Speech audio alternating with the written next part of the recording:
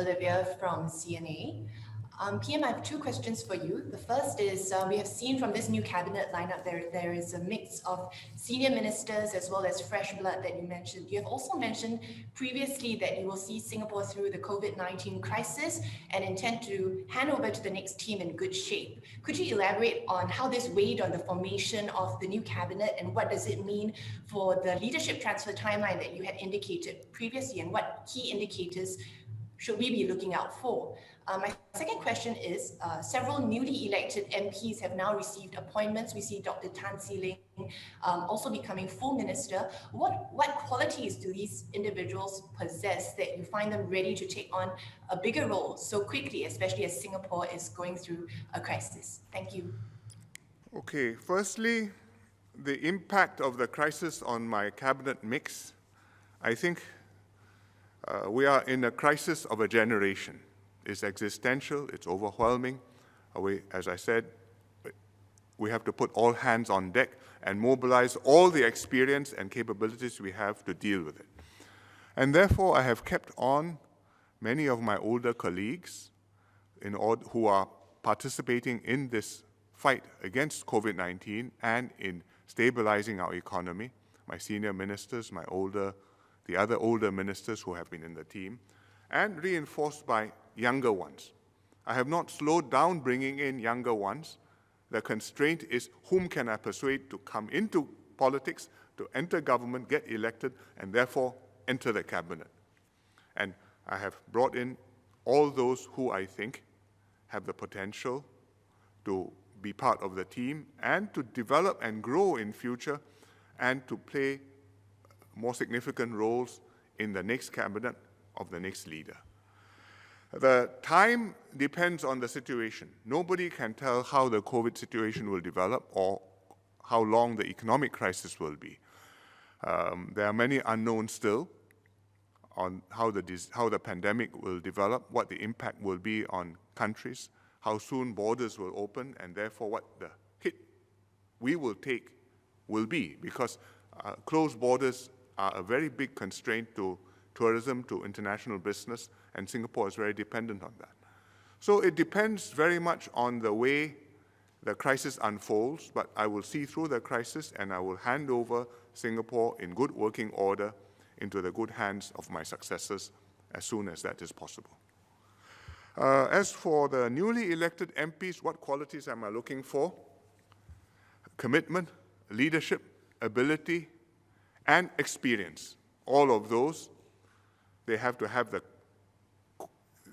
We are looking for a lot of things in the ministers, and in particular with the new ministers, I have looked very hard to find people who have experience with the grassroots operations, with community outreach, with some policy work, and also with private sector experience, which is an area which I have often spoken about, but have not found it so easy to find people to come in and complement the talent mix and experience mix which my cabinets have. Because the cabinets need people not only from the public sector, but also from the private sector who have run a company, who have had to make a P&L work, who have been on the receiving end of policies, and who know what policies can work and how the impact is on people, and therefore what can we do to help people, help companies and businesses and the population solve their problems, and not with every good intention to make things more complicated for them.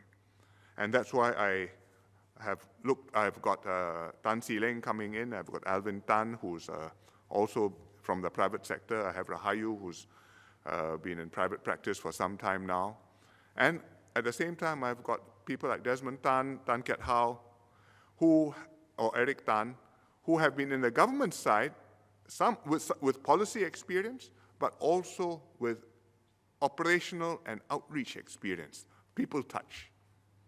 And we are looking for that combination, and we are hoping that come into this responsibility, they will grow in their job and develop and become good ministers of state and ministers in due course.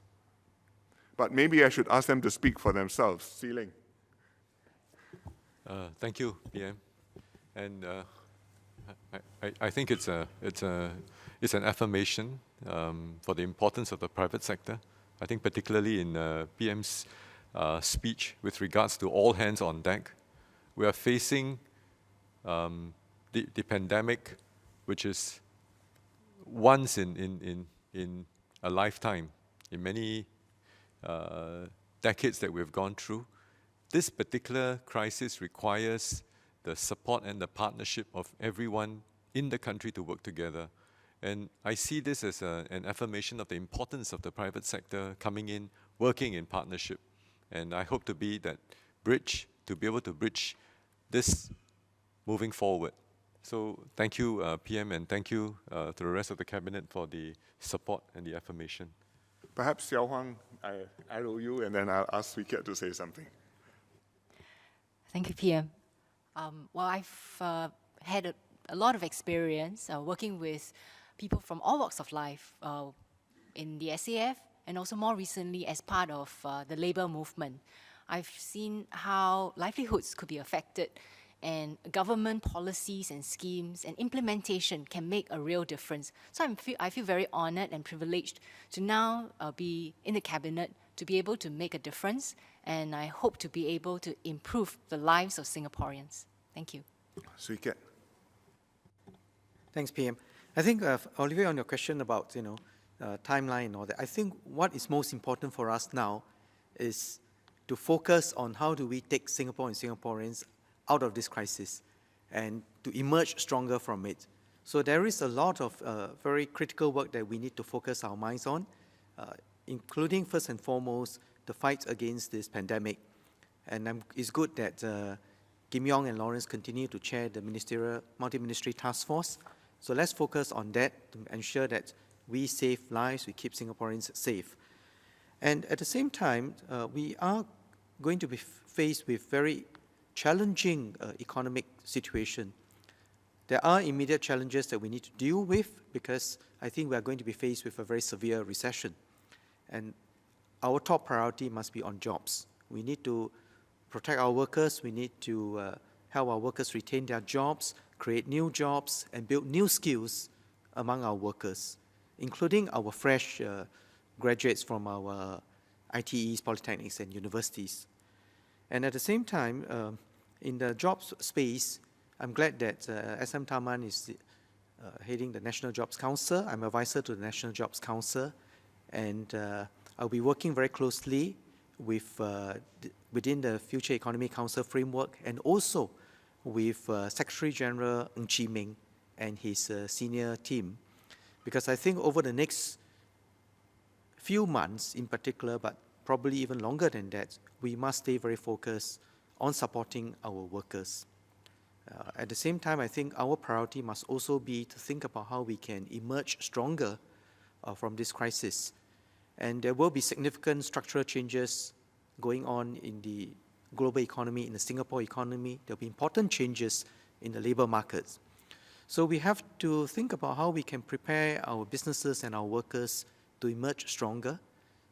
So I've set up the Emerging Stronger Task Force, headed by Desmond Lee and Tan Chong Meng, and they have looked into a number of new areas that we can work on in order to create new growth areas, and in particular in this COVID environment, how do we continue to do well?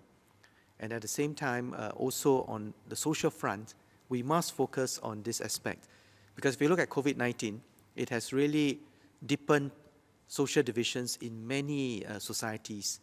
So we have a Singapore Together movement to look at how we can strengthen that and ensure that Singaporeans stay united and in solidarity.